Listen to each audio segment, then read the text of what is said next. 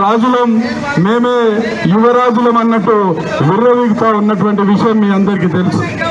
ఈ దుర్మార్గుల యొక్క పాలనను అంతమందించాలంటే ప్రజల పక్షాన నిలబడే వ్యక్తిగా అనుక్షణం ప్రజల మధ్యలో ఉండి వివాద రహితుడిగా ఉన్నటువంటి నాకు ఒకసారి అవకాశం ఇవ్వాలని మిమ్మల్ని అందరినీ కూడా కోరుతా ఉన్నాను. ఏ పదవి లేకున్నా 1000 మందికి ఇల్లు ఇప్పించినటువంటి ఘనత మరి కాంగ్రెస్ పార్టీ ఆధ్వర్యంలో నేను చేయడం జరిగింది. మరి సొంతంగా కూడా ఇల్లు విషయం మీరందరూ కూడా చూసి ఇటువంటి సంస్కారహీనులు వీళ్ళు ఎమ్మెల్యేలుగా పనికొస్తారా అని చెప్పి నేను కుత్బుల్లాపూర్ ప్రజలను అడుగుతా ఉన్నా.